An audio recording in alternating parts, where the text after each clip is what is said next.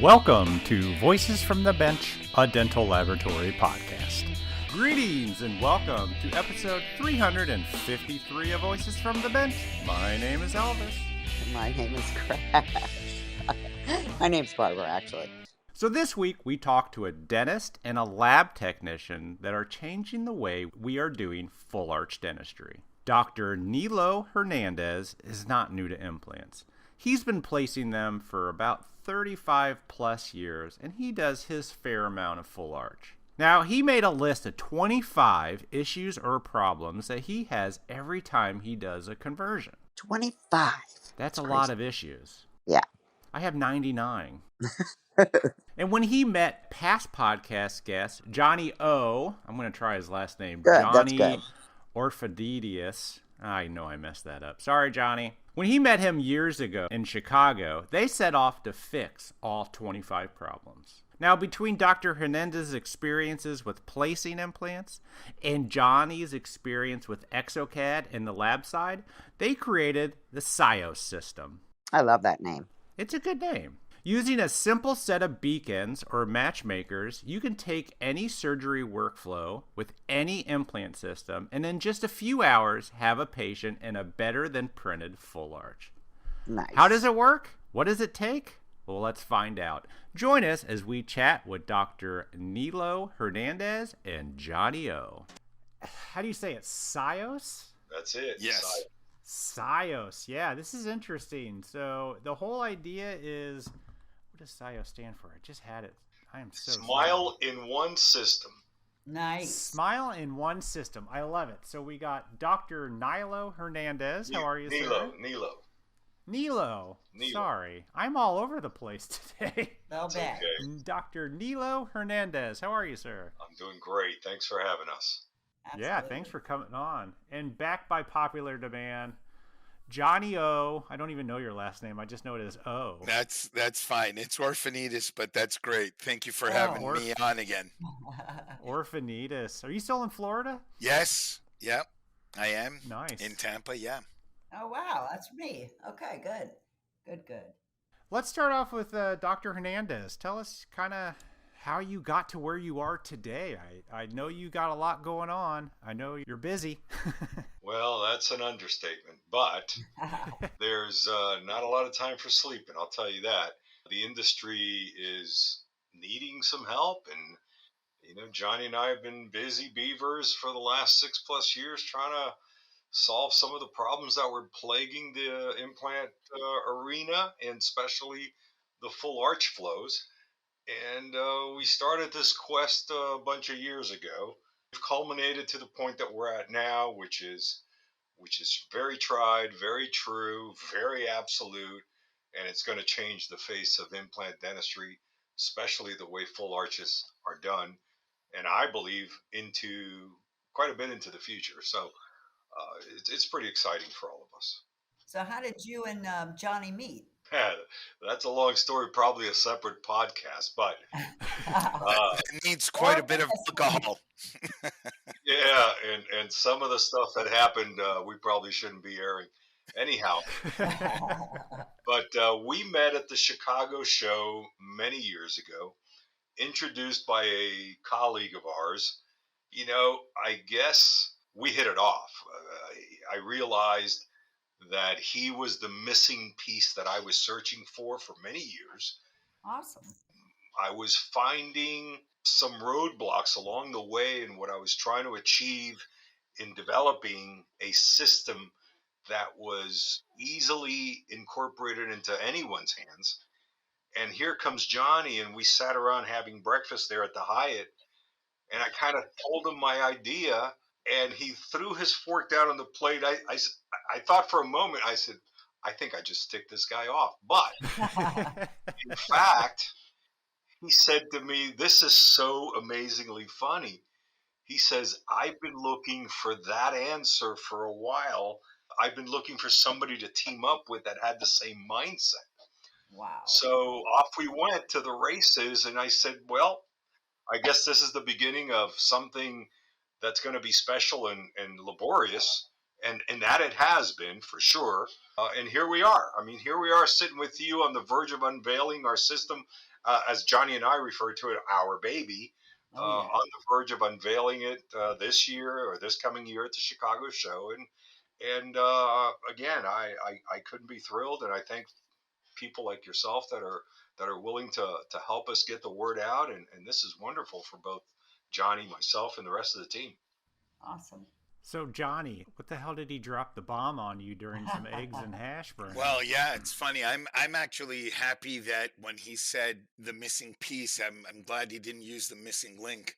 So so yeah, so it's all about this idea of how do we digitize a process that actually, we'll get into it, but yeah, of course. basically, how do we digitize something with precision in an area that's kind of eyeballed the whole way through? And the good part Mm-hmm. is that Nilo has so much experience, not only in placement of implants and all that stuff, but he's a conversion guy. He was doing a lot of it. He was very well trained at it. And when we sat around the table, he was like, I hate it. It sucks. It's messy. It's never Yeah. right, you know. And that's kind of how we hit it off, because my mindset is, obviously, my background.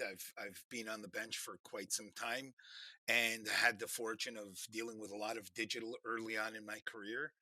And this just happened to hit home, and I said to myself, well, I think this is the right guy, because he's not worried about, there's no egos involved. We're kind of working on this together, and we hit it off. And that's why we came to this point. I mean, this wouldn't have worked if one person had an ego or one person had their own way all the time.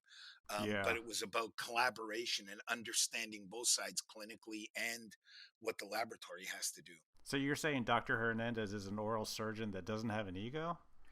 Well, you can call him an oral surgeon. It's funny when I always give him a hard time, but he's like, hey man, come on. But he's like, he's a GP, but he's a super GP. He's an oral Yeah. surgeon, and as far as I'm concerned, because I've seen Yeah. him work, and he's phenomenal when it comes to surgery and just working, dentistry.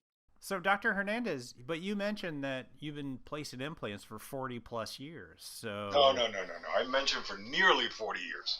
okay, 37. excuse me. 37. Excuse me. 37. We'll round up. When did you get into this game? I mean, you must be talking about implants that aren't out anymore. You must have seen the evolution of these, all Oh, sorts of things. yeah. Talk about your journey to where you are now. Well, it began obviously a long time ago as a kid.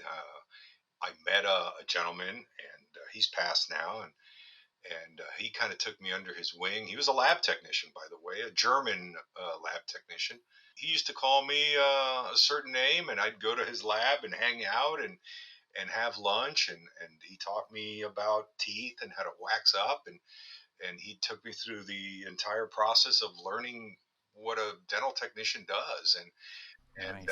and it kind of catapulted me into going to dental school. So once I was in dental school, I realized that general dentistry was really boring. I could understand why they kept saying that dentists have such a high suicide rate. I was Oh, ready. jeez. Yeah, I've heard that. Yeah, you've heard that, right? So I Oh was yeah. ready to hang myself from the nearest Yep. tree, and I said, "Oh my God, if I'm going to do this the rest of my life, drilling and filling little holes, this is insane." So fast forward a few years, and I run into a couple of people that I meet, and again, I think I was 21 when I met a big guy in this field. His name, is, I think you probably heard of him, Jerry Niznik. So I meet Oh, this yeah. guy, right? And we start talking on the phone, and he starts giving me some advice, and then I meet this other guy who's passed away, and he took me under his wing, and he was one of the big people originally. So we started doing blades and subperiosteals back then with this guy, Wow. and Alan was very instrumental in me getting into this field. All the while, we were trying to figure out, or at least I was trying to figure out, there are certain parts of the flow that bothered me that just wasn't congruent enough. And we started playing around with different ideas and designs. So I was in my early 20s.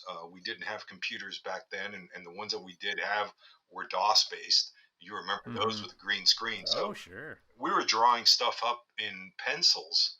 And I remember the first aestheticone case that I restored, and I want to say this was in 1991. And that was supposed to be the cat's meow when it came to aesthetic, screw, retained prosthesis over Brandemark implants. And I got them in, and there was no instructions. They had no manual. They had nothing. Wow. So the German CDT, Wolfgang and I, we started drawing it up, and we started trying to figure this out, and we did it. And to this day, because I saw the lady about 2 years ago, she happened to fly in, and I saw her, and she still had them. Yeah, they didn't look as good as they did back then, but they were still there. They were still solid, amazing.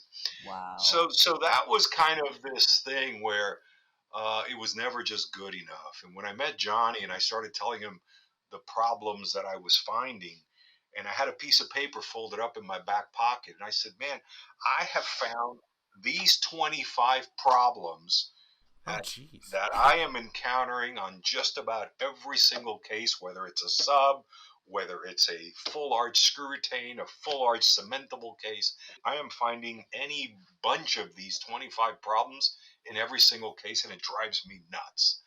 I said, I want to solve all of these. And if we had a system that we could put together that solves all of these problems, and we take that to market, Johnny, we can become, I guess, for lack of a better word, the people that save implant dentistry and simplify it. Because look, at the end of the day, it's got to be better and easier for the patient. And Oh if we yeah. make their experience better, less traumatic, and faster, which means then we can cut the cost even some, Yeah. everybody wins, right? Mm-hmm. So that's kind of where we're at. It's a matter of solving problems. Johnny and I have always been, problem solvers, whether it's our staff, our family, our industry. It's about solving problems that exist, that people just accept the flaws for what it is. And I just can't sit back and accept it. That's all. So how do you guys, with this awesome idea, how do you set about to creating a solution? Like, what is step 1 through 5 after talking about it and knowing you've got a list of 25 problems? Mhm. Johnny, go ahead. Yeah, a lot of broken tools, a lot of wasted material, a lot of trial and error. And a lot of broken hearts. Yeah, a lot of Oh, broken hearts for sure. So, the 1 through 5 is once you conceptualize what you're trying to do, in reality, you guys have a technology background too. So, you think about something, and you're like, can that work? And once you chew on it a little bit, and you're like, yeah, why wouldn't it work? Then you go about that's kind of your first leap, right? Huh. Because if you don't just go blindly and go, let's just try it. Once you start working on it and you understand, the first point is, yeah, I think this can be done. It makes sense. We have all the tools. It should work. Then you go ahead and try it. And then it just becomes better every time, because you're taking larger steps to get to the end goal faster. So, you don't go through 1, 2, 3, 4, 5. You go to 1, 3, 8, 17. Ah, yeah. Because you're working out all of the issues that you're like, oh, I designed that. I can jump a few steps, or I milled it that way and I can jump a few steps. Or, on Nilo's end, "Oh, I did this. I can move to this instead of doing that." And there's always, when you have a baby like this, you're always continually developing. You have a core product, and then from that you have a flourishing of these other extra products, which are kind of cool. But the main goal is, once we got our first setup and it worked, then we knew, I mean, digital's digital, right? If it works once, it'll work every time. Let me interrupt you, Johnny, because I think this is really funny and important. So before we got into the fully digital workflow, Johnny and I were doing this analog. Ah, We fun. started analog. And we did analog. This is right before COVID, okay? We Yep. start analog, and then he would take it back to the lab and try to digitize all the parts and pieces. And then he would come back to me, And then, okay, so let's do the surgery. We're going to do an analog-based surgery with trying to figure out, what we're going to do. Man, I can operate anything on anybody, right? No problem. But then all of a sudden, it's time to convert this thing because originally, like everybody was doing, we take some alginates, we have Johnny make me an immediate denture, and here we go. Let's get the patient in the office. Let's slap some implants in, and let's screw this thing down. But now we started going back to the drawing board, Johnny and I. After every surgery, we'd sit around, have dinner, and then just really hammer each other and say, okay, what went wrong? What could we have done better? And every single time it was, look, Johnny, the moment I go into surgery and I flap this patient, I reduce this bone and I try to level my playing field, all of a sudden, the ridge that you built this immediate denture on is gone. It was gone. Now, we've got to figure out how this thing is going to rotate, how it's going to sit, where is it going to seat. And then we went back and, okay, we've got these multi-unit abutments. We're placing the titanium sleeves. We got to open up these crazy holes arbitrarily. They've got different dimensions. And we all know what happens with acrylic in different dimensions. Oh, yeah. So now we've got these long titanium tubes, and I'm an occlusion guy. I went through all the Dawson. Pete Dawson was my dear friend. So I'm a big CRCO kind of guy. And I'm saying, okay, I'm going to use some bimanual manipulation, try and get this person to the right arc of closure. Then I would close this jaw, but what would bump into the opposing arch was these darn those tubes. big, tall cylinders, yeah. That's right. So, okay, so let's start cutting them down. Now it's like, okay, now we're bringing vibration into the implant. We all know what happens when we place an implant. It's sitting in this inflammatory responsive bone, so it's somewhat flexible per se. I don't want to bring in this additional amount of vibration. So let's take them off the multi-unit. Let's trim them in the lab. Now I got to go back. Oh my God, what happened? Now we have this incredible amount of swelling of this tissue, the flap, even though it's sutured. Now the multi-units are hiding. Oh, wow. Now we got to play peekaboo and try to slide these little I mean, this is all the crazy stuff that we went through that everybody goes through, and they just accept it for the same reason they accept that we're supposed to get gray, bald, fat, whatever as we age. Well, we're not. I don't accept that at all, damn it. That's right. And we can cut some of that off. But those are the things that Johnny and I went through for about the first year and a half until one day we're sitting around in Tampa at this little cafe that he took me to, this little Greek joint. And I said to him, this is not working, man. This is just not any better than what I've been doing all these years. He says, yeah, I know. I said, there has to be a way that we can do it all digital. He says, well, that's what we have to build. I said, if we do this all digital and we do like I was taught, I was friends with Carl Misch. I did surgeries with him, did a ton of stuff with Carl. And Carl and I were always brainstorming ideas at the bar after hours. And we would sit around and say, if we're designing everything from the end product back, so how do we design this case? We design where the teeth belong, where the ridge is going to go, what kind of ridge we have, do we have enough bone, and we work our way all the way back to the consultation. Perfect. So why is this going to be any different, Johnny? We've got to design the prosthesis first based on the parameters that we set, and now we work back from there. And that was where this thing changed. That was the day we switched and we said, that's it. Analog is a thing of the past. We're done. Now, that's not to say that if somebody wants to do the SIOS system, they can do it analog. They're just going to struggle more. But if they follow our protocol and our system down the way we've got it laid out, it is easy. It's designed for the rookie, the person that is not that super GP 1-2% of the top of the totem pole. It's designed for everyday people to do it. It's like when we were kids, connect the dots, follow the dots, and that's it. It's designed very simply. And it's as a matter of fact, one of the surgeries we did, I invited a dentist friend of mine who's never done a full arch. He thought he was just coming to observe. And when he got there, I said, "You bring your glasses?" He said, "I did. They're in the car." I go get them. He says, "Why?" "I want you to do something for me." So he grabs them. I said, "Here's a pair of gloves. You're doing the case." And he looked at me. I said, I'm not getting a no. You're going to do the case. Well, lo and behold, of course, Johnny and I were there kind of guiding him. But he did the case in 2 hours and 23 minutes, start to finish, with the case screwed in, the patient brought back from sedation, smiling, looking in a mirror. 2 hours and 23 minutes, and we've got the video to prove it. It was Wow. amazing. So that's where this has come to, right? The realization that digital is the way to go. Whether you're a freehand doctor or a guided surgery doctor, doesn't matter. Digital is the way to go because we can predict the future.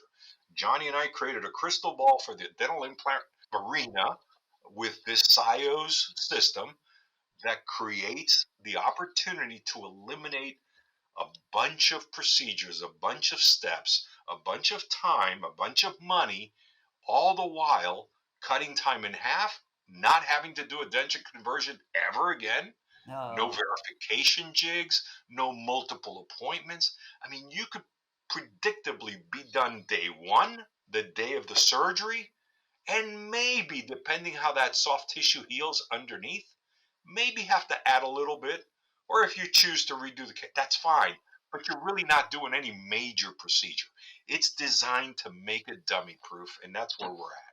So Johnny, he approaches you analog. It's not a big jump for you to go digital. I mean, you've been doing exocad since before exocad was even here in America, right? So it wasn't a big jump. The jump is information and understanding on how to turn everything digital. So, I'll just start by saying right now the current system is analog or digital, right? Clinician, analog Mm-hmm. or digital.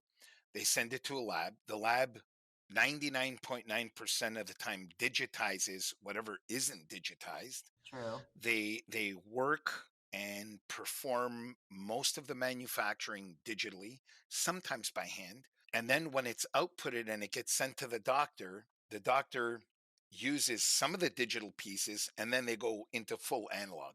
And what we've realized, and I wouldn't have realized this honestly without Nilo because he's given me so much insight clinically. And I am a clinical baby, man. I was in the clinic all the time because of my family history, but there were things that I didn't know. And so Sure. when we started working clinically and starting to understand exactly what the real thorn in the side is for a surgeon, we started developing this. And basically SIOS, I'd love to get into it now and tell you the way SIOS works is there's a process where we get the data like everybody else, right? We need CBCT, we need maxillary and mandibular scans, a face Mm-hmm. photo or a 3D face scan, and we put it all together. Nothing new in dental, nothing. Sure. Yeah. So what we do is our process basically allows us to understand basically where the implants are going to be, but we originally developed this to be non-guided.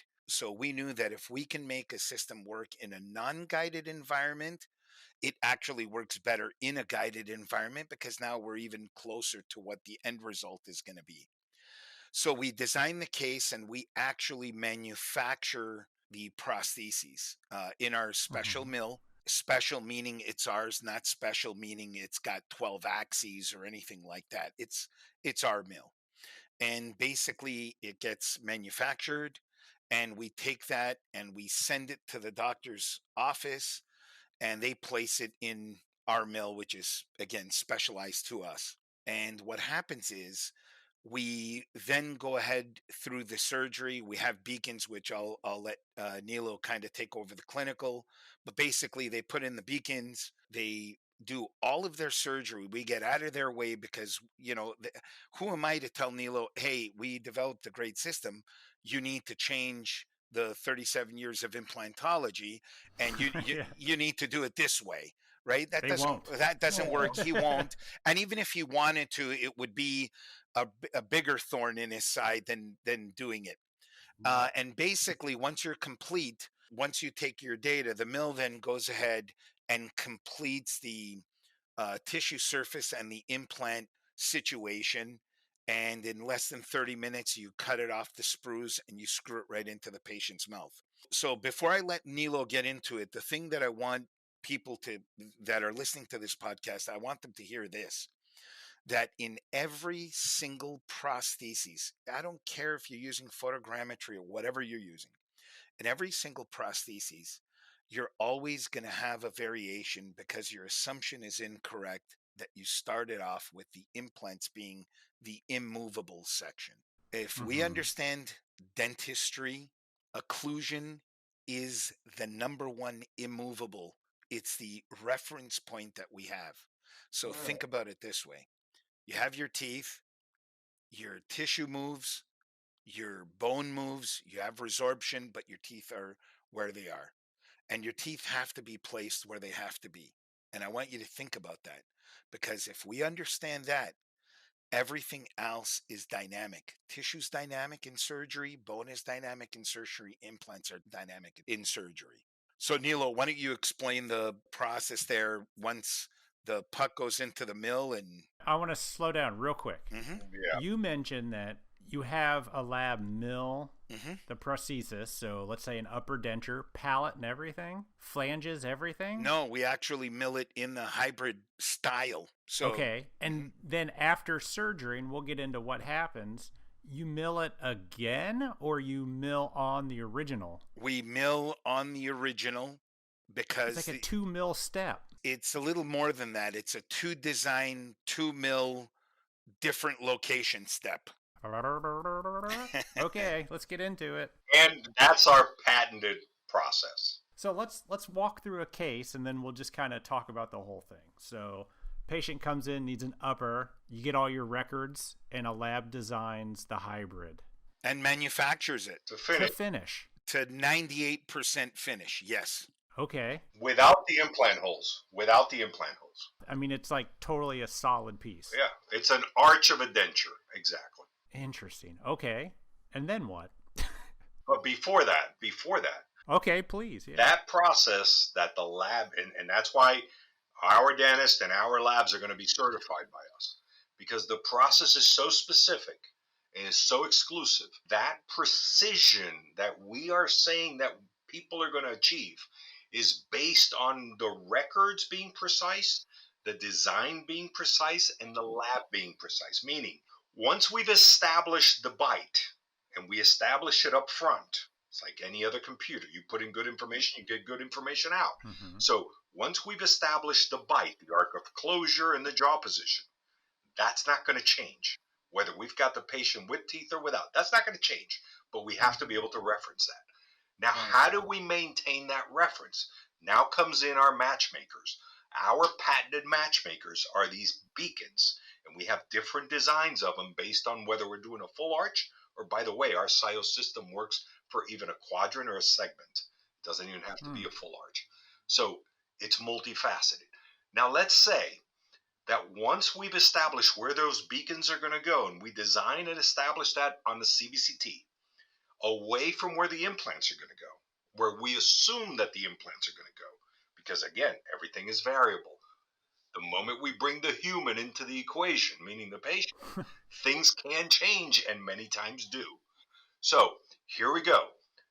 And this is where Johnny had the big aha moment one day, because he developed the whole thing in his lab. I drove up to Jacksonville when he was up there, and he says, I got it. I said, great, show it to me. He shows it to me. I said, that's beautiful. Everything works on paper and at the bench.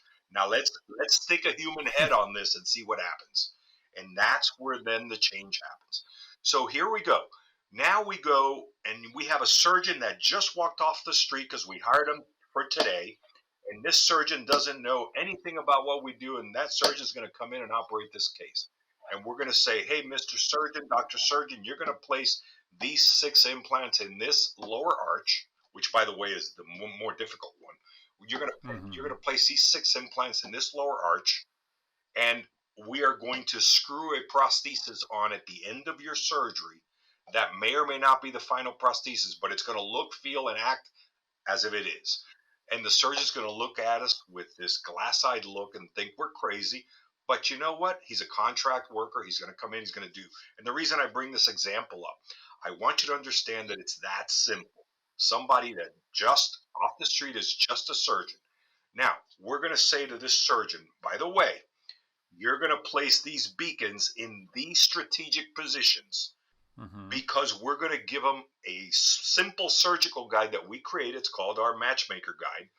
And they're going to put that in the mouth, have the patient bite so they can verify occlusion, and they're going to position and fixate these matchmakers. Once this is done, they cut away the little sprues that's holding that surgical guide, retrieve the surgical guide, and those beacons stay in position. So if we're dealing with a full arch, those beacons are placed and screwed into the jawbone. You follow me? They're small. They're small. Where are they in location to where the guide's going to be? Like below, or? It's a tripod, so we're going to try to have one as far forward as we can, and one at each extreme on the posterior as far back as we can. So just imagine, right? If we have those 3 beacons in place, and now before the surgeon starts to extract teeth or flap open anything, the assistant, again, is trained by us, is certified, will grab any iOS, any brand of iOS, the cheapest to the most expensive. Doesn't matter. We've tried 7 different ones. So they're going to take an iOS scanner and they're going to scan that beacon position before any surgery starts. That's it. Save the data, send it off to the lab. The lab is going to keep that data momentarily. Now we tell the surgeon, hey, Dr. Surgeon, go do your surgery. Worry about nothing else. Just don't knock off my beacons. So now the surgeon goes and places his implants or her implants, grafts, does whatever they got to do, sutures the case, places multi-units, tightens them as much as they want, and the surgeon says, okay, I did my job. Great. Now we say, hey, surgeon, but before you leave, I need you to do one more thing. I need you to place these scan bodies on the multi-units, and I need you to do one more scan. That's it. So, okay, so they screw on these 6 scan bodies. They take the same iOS scanner. They scan those 6 implant positions, and they scan the 3 beacons once again. Send that data off to the lab. Within minutes, the lab does their magic, which is part of our secret sauce. They match all this data together, and they send that signal back to the chairside mill. The assistant is trained, so as soon as the chairside mill has the information, and that information, just so you know, is the secondary portion of the mill, which is only about 10 to 15% of the actual prosthesis. Now, what is the mill at the chairside going to mill? Only the screw holes for the implant position and the intaglio tissue side. That's it. Everything else is done ahead of time. You follow me, right? Yeah, I do, yeah. And I'm clueless, so yeah, that's good. All right, so again, what we're trying to do is tell the surgeon, hey, surgeon, I only want you to be the surgeon. You can learn about all this stuff, but it's at your option. I only want you to focus and be the best you can be at what you do. We're going to train the assistants to be super assistants, and they're going to be super SIOS assistants. So they're going to understand all these little parts and pieces and where they go and how they function. So the assistants are now going to be more than just sitting there sucking saliva. And the assistant will finish this case, cut it off the sprues, because the case arrives to the dentist still on the puck. It's not removed from the puck. It's on the puck, on the manufacturing puck. The assistant's going to be trained on how to cut it off the puck, polish the little sprues, go to the patient, seat it, screw it down, not torque it, check the bite, and then call the doctor for verification. The doctor will come, verify the occlusion, the fit. The doctor will decide to tighten it more or not. That's up to their discretion. And they put a little closure on the screw channels, whatever they choose that they want to use, and that's it. We're done. There's no denture conversion. There's no mess. There's not even where we got to call this patient to come back. Now, obviously, the good clinician is going to recall them a few times just to make sure they're healing well. Oh, of course. At some point, they have to remove sutures. But there's no patient that's going to come back and I have to unscrew the case and put verification jigs in there and cut them and lute them and pick them up in a plaster impression so that the lab can do an altered cast procedure and all these things, right? None of that. What we're saying is the moment the implants are placed, and it doesn't matter if it's guided, and we go with the guide and everything works great, our system works great. But let's say, because here's where I come in as the surgeon, let's say we plan this case on a CBCT perfectly. But when we go into surgery and we extract this one tooth, we realize that the buccal plate of bone was ankylosed and we lost that entire buccal plate, which happens. Mm-hmm. Now what? We put an implant in there that's not stable enough and has minimal primary stability. My question as a surgeon is, wow, am I going to load this thing? Do I feel confident and comfortable loading it? Maybe not. So with every other system right now in the marketplace, that case would have to either be risked and done that way, risking the possibility of having that implant fail, or abort. Our system is the only one that, on the fly, I could choose to move that implant over to a more stationary bone site or eliminate that implant altogether and place one further back or further forward. It doesn't matter. Because once I scan that implant with the iOS, the mill's going to open the hole right where I placed it. It's not dictated by the implant like every other system is. Every other system right now, and I'm not going to mention any names, are dictated by the implant position. Our system is the only one, by the way, it's an award-winning 2023 Best Clinical Innovation Award winner at the AO in Phoenix, Arizona.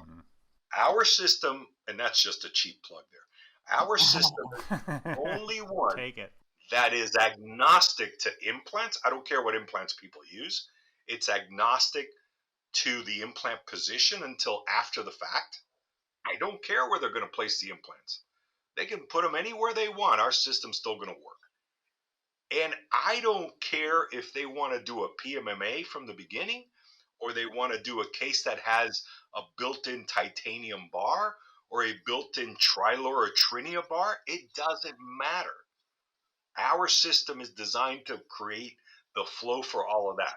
Now, in parentheses, with a PMMA, we can get it done in under 30 minutes. With a titanium bar and a Trinia bar, it takes a few more minutes. It's still minutes. We have the ability with our system to be perfect every single time in minutes, not in days and not in months. Explain to me how you get a titanium bar in minutes. No. The titanium bar is done ahead of time by the lab.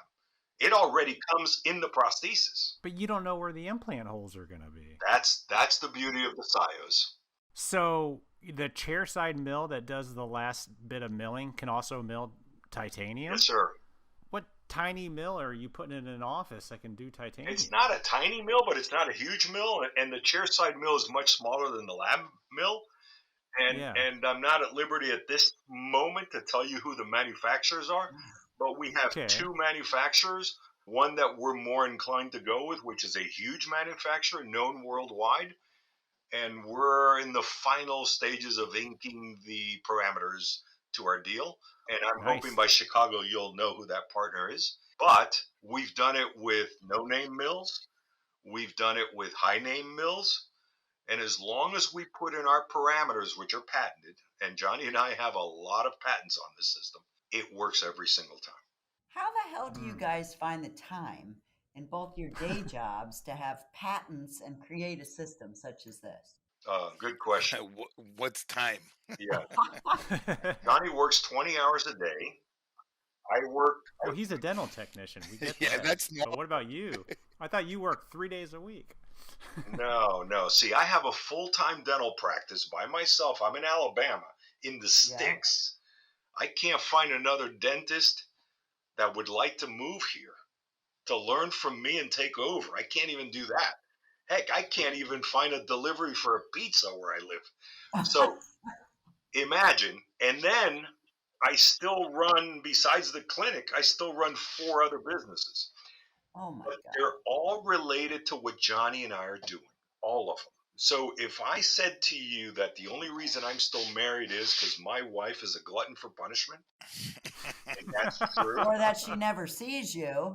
Yes, she does. And she works in the clinic with me, and she's going to be in Chicago helping us. Oh, that's beautiful. Oh, yeah. She is in. I mean, I basically asked her when I met her, I said, if you're in, you're in. And if you're all in, you better be all in because I expect you to press the button to char me at the end.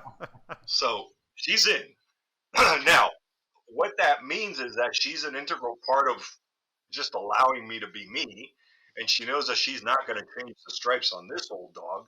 So what we're doing is so incredibly exciting and innovative that I'm surprised Johnny also is still married. Heck, I'm surprised I'm still married. But here we Well, are. it sounds to me like Johnny's working. Johnny, are you working?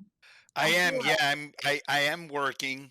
Yeah, I mean it doesn't end. You know the lab business and I feel for a lot of the laboratories out there, especially now in crunch time, all this has to happen. The one thing that Nilo he did kind of mention it, but I want to kind of add to it to kind of blow your mind. Yeah. So our system will work on any implant, any combination from periosteal to mini, hmm, You could zygoma, do this on mini pterygoid, implants? any implant at all. And we can do it live. We're the only guys that can do this kind of live pre-prostheses. We're the only ones that can do it. We can do it on zirconia implants and abutments.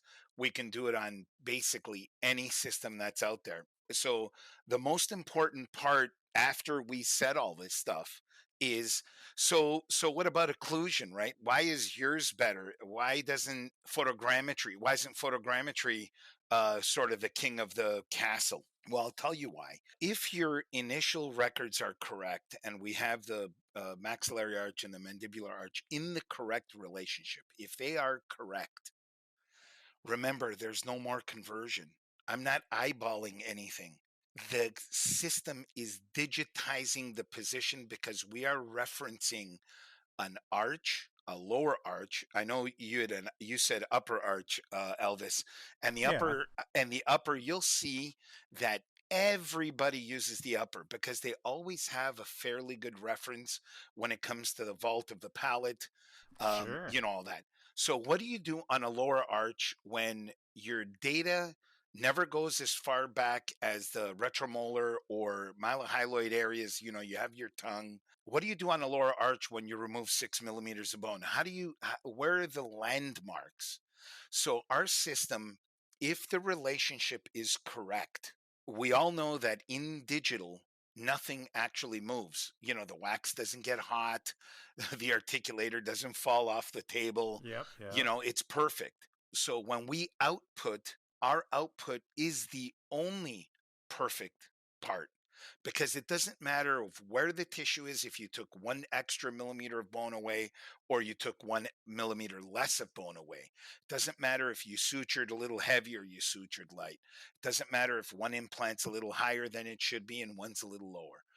The idea here is that once we understand and we pre-process everything, now it's just a matter of getting the to the minute data, which is the amount of time it takes to do a scan on an arch, and transfer that information directly into the design and then directly into the mill again. So there is no more. So I can tell you what we've seen 99% of the time. Even with photogrammetry, you'll have a little bit of a heavier contact on one side, and then you'll have a heavier contact on the opposite side in the occlusion. Why? Mm-hmm. Because when you're using something that's supposed to be so much more accurate, and then you're trying to take that data and put it on data that you yourself has said is not great, which is iOS data, now you have a torquing. It actually torques. There's a little bit of a change. So we Mm. don't have any of that because we're taking live data.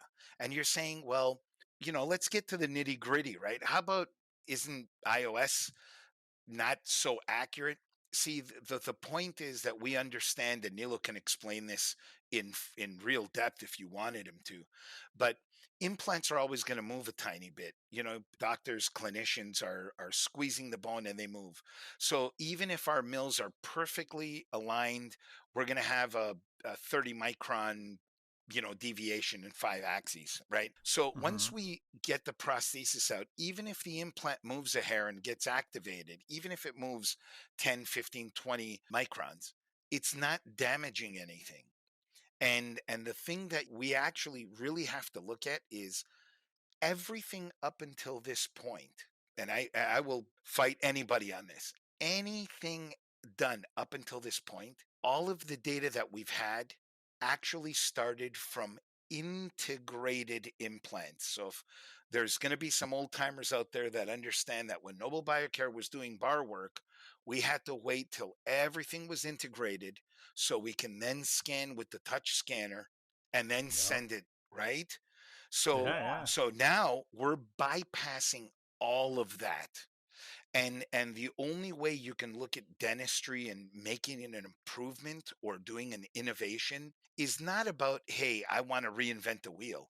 It's about taking a process that is being done, but actually really feeling for the patient and seeing, hey, can we do this better? Can we speed this up? So what Nilo said about, that half hour, when the surgeon is complete with all of their surgery and the data and they scan, they can actually start the protocol for icing the patient. Like they don't have to wait to be like, oh, now we got to do a conversion.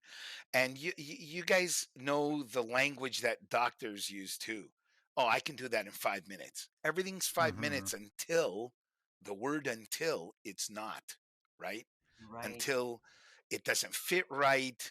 This is, these guys gave me an immediate denture, but I removed 6 millimeters of bone, and I don't know how. It's not. It's tilting from front to back. It's cocked a little bit. There's a rotation from left to right. It's canted. See, all of these things. You have to learn to work in this environment. And Nilo and I just said, why? If we're doing things digitally and then we're allowing the clinician to do it by hand on the back end or wait till the next day or the day after to insert the case, there has to be something in between there that we can do. And that's what we developed. We developed to the minute live prostheses in under 30 minutes while your patient is in the ice pack protocol. And it's amazing. It's amazing how well it's being received from the surgeries we've done. It's just amazing. Well, why mill? In today's day and age, everybody's printing, everybody's in office printing. Why are you not just printing the temporary or the day of surgery? Because I'll tell you why. If you were going to buy a Cadillac and I said, you know what, the steering wheel will come later, just go ahead and take the car without the steering wheel, you're fine. You Oh, wouldn't do that. So what we've done, and I'm going to be a little bit hard on this, what we've done is we said 8 and 10 and $15 worth of material is good enough for a $30,000 case.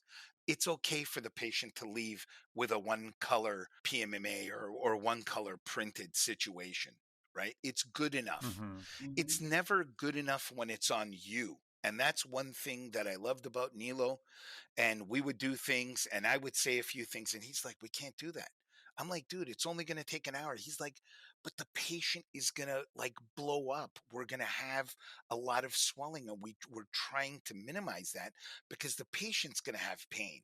Hmm. Like Mm. it's not for you and me, of course, Yeah. but what we're trying to do is we're trying to be sensitive in how we do our surgery. We want to read the CT data well so we don't have to do extra steps, and they do arise, right? That's why he's a surgeon and I'm not, right? He understands how Yeah. to manage that. But it's not like, hey, let me just look on the wall. Like this is kind of usually what happens. Let me look on the wall. Let me see what's going on. I understand anatomy. Yes, there's a place for that. And that's not for me to speak at. You guys want to do your surgeries like that, that's fine. But I'm talking about really breaking down the CT data, really understanding what's going on. So when you get in there, it's not a crazy surprise and you're not putting pain into the patient and you're giving them a value. And I'm not going to even talk about quality. Everybody talks about quality and it's meaningless because they think, well, this company A made this excellent product and this is how it should work. but it's not good enough. We're going backwards to a certain degree. So our Mm. system gives you two colored process and it works fantastic. So they actually leave with something that looks very similar to what they're going to end up with, regardless of what they want to do. They may want to stay in PMMA because they happen to not be able to afford that care of going into zirconia or some of the other materials. Some doctors have a flat fee, some don't. But at the end of the day, what we're saying is we want to give the patient the best, not let me grind it in and we'll fix it on the back end. Because I can tell you one thing that I see, and I actually want to ask you, Elvis, a specific question, and Barb. Yeah. When you lose your landmarks and you've lost your positioning in your mandible, how many in the percentage of dentists do you know that can actually get you back to where that patient was originally? Oh my God, Uh, not many. Less than one. Okay. Okay, that's an excellent answer, because you know what happens with SIOS? We can never lose the original position. And that's because of those, what'd you call them? The The beacon, the markers? beacons, Matchmaker. The the beacons. How matchmakers. Yep. how does that different from fiduciary marker? I mean, is that basically the same thing where you always have a landmark that never moves? It's a landmark that doesn't move during surgery that's external. Hmm. So fiduciary marker actually is for CT scanning. So, a fiducial marker is a general term, as if you just said it's a car, right? Yeah. So, the reason we used fiducial markers in the past for placing them on a denture or on a bite plate so that the patient could go into the CBCT machine was so that then we can orient where the fiducial marker was in relationship to the rotation of the skull. What we're saying is we're taking that similar approach of fiducial markers and placing them in a static position on the patient, non negotiable position throughout the surgical procedure. And that becomes our baseline reference Yeah. point. So it doesn't matter what somebody does to the occlusal plane of the bone, how much they reduce it, how many teeth they remove or don't, those markers stay there, non negotiable, in position. And that's really what we're using, especially on the lower arch, which is the most Oh difficult yeah. because you don't have the palatal rugae, you don't have the dome of the palate to orient yourself. So all of a sudden now you have an opportunity to be more predictable. But let's get to something that Johnny was alluding to, and it's why go through all this trouble? Yeah, the patient is the outcome. We want a better outcome. But let's look at it from the lab perspective. When I was in my practice in Florida, and we were still developing this, and I would say to Johnny, "Hey man, I used to average 20 arches a month. He knows." And I would say, "Johnny, I need you here on Tuesday and Wednesday. I'm going to do 5 arches, and I need to do the conversions." And he would say to me, "Okay, Nilo, I'm going to try." And he would wipe the sweat off his forehead. And then at times he'd call me back and says, "Man, I can't go. I've got this case that I've got to deliver to this doc tomorrow. He's got a patient flying in." And there went my decision. So what do I do? Because I own a company that provides education, and we have a training center here. We sell equipment to labs and dentists, etc. I'm always trying to find the solution to people's problems.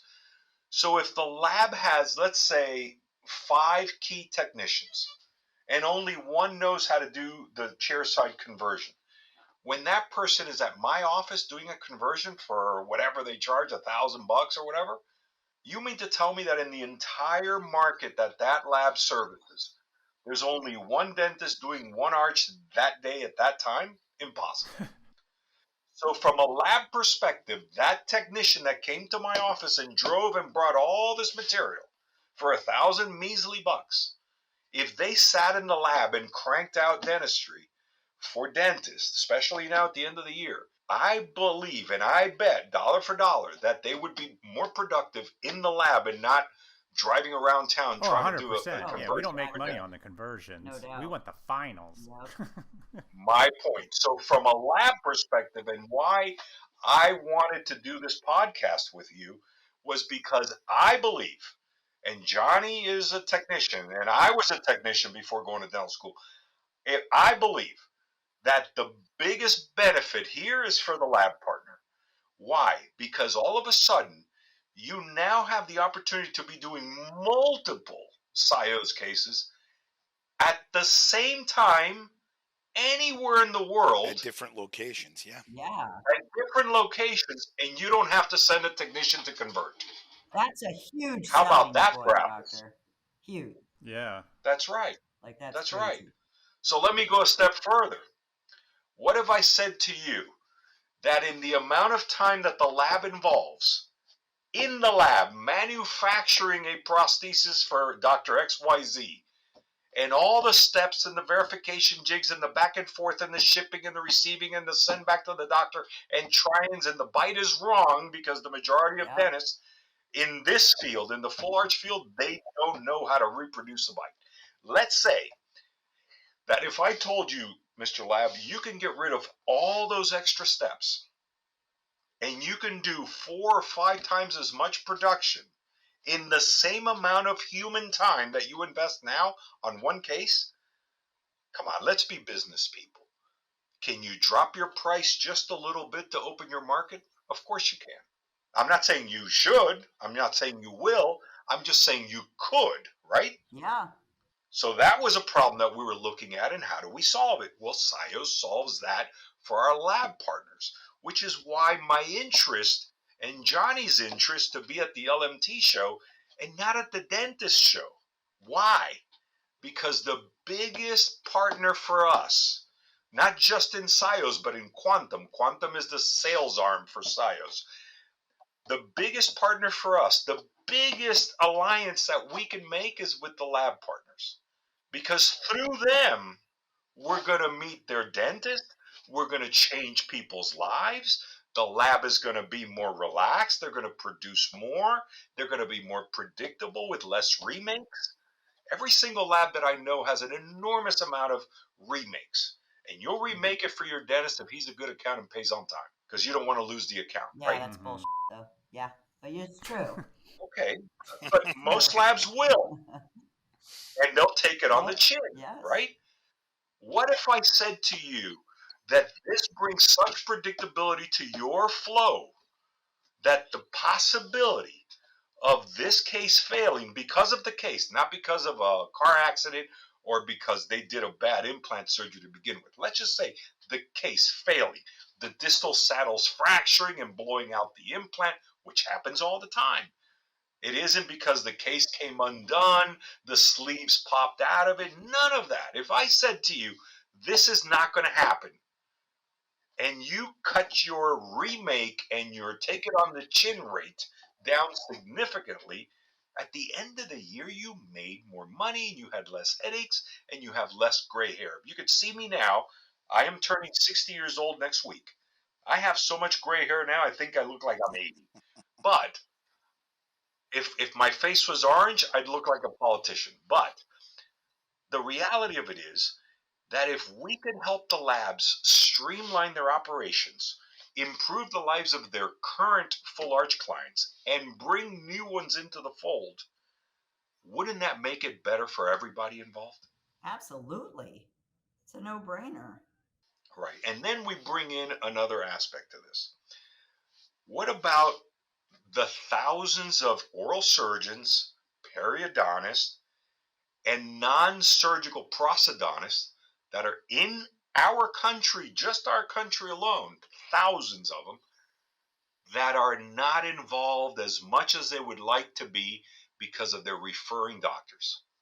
What if we brought a system to those specialists, open their eyes to where they can involve their referring doctors, get more referrals, make it easy for the referring doctor to do the final prosthesis, make great money with one scan, and that's it. Now we just opened up the opportunity to market and bring on those thousands of specialists into the labs, into the study clubs, into the different organizations. These people are being left out because they're on an island by themselves, whether they're an oral surgeon or they're a periodontist, right?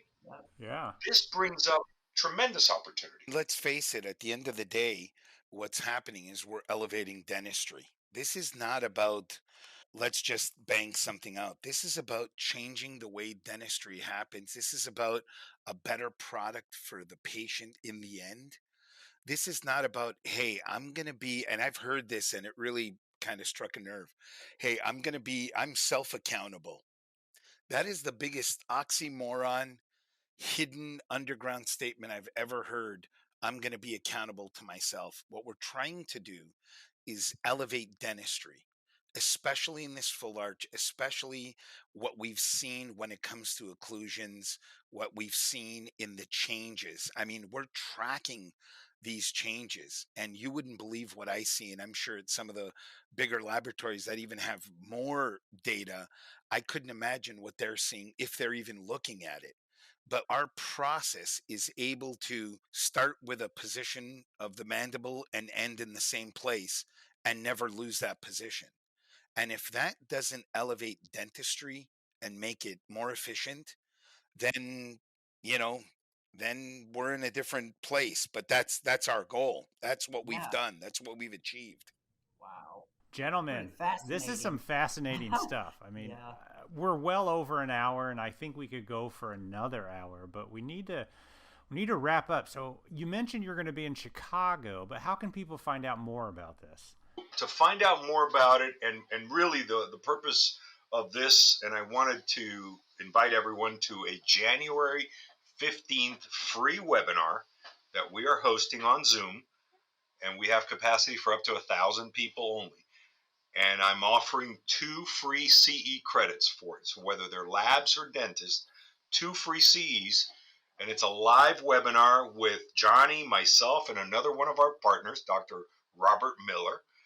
And we're going to go through this entire process. So January 15th, and they can see and register for this webinar along with a Chicago seminar at siosdental.com. That's SIOS dental.com. And that's our website, the Chicago show. We're having in-person seminars on Thursday, February 20th for 2 hours. And we're taking pre-orders with incredible VIP pricing and reductions. So siosdental.com is really the website where they need to get a hold of us. Nice. Love it. Thank you very much.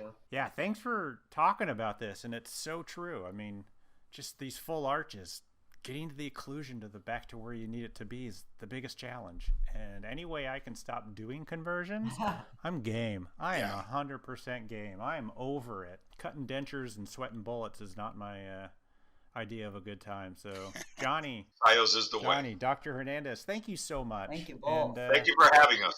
Yeah, sounds like we're going to see you in Chicago. I guess we are. Absolutely. Yeah. You are VIP invited to our Yeah. course. Woo-hoo. Yes. Awesome. Thanks, Elvis. Thanks, all. Barb. Thank you. Yeah, thanks everybody. Thank you, Elvis and Barb. Have a great day. All right, take care. Bye-bye. A big thanks to Dr. Hernandez and Johnny O for coming on our podcast and talking about the SIOS system. It sounds like a pretty crafty way to do something better, faster, and cheaper. Be sure to check out this episode's show notes for a link to their webinar that is happening January 15th. I think we'll be in Vegas, right? On our way, at least, yeah. Yep, January 15th if you want to learn more about this different way to go about full arches. Thank you, guys. All right, everybody. That's all we got for you. And just because I can say it once, talk to you next year. Happy New Year! Bye. I'm going to sit back down and I'm not going to move. How does it sound now? Good. Don't move. All right, I'm not going to move. Don't breathe. All right, Don't do look it. at it. Okay. That's what she Wow. said. The views and opinions expressed on the Voices from the Bench podcast are those of the guest and do not necessarily reflect the official policy or position of the host or Voices from the Bench, LLC.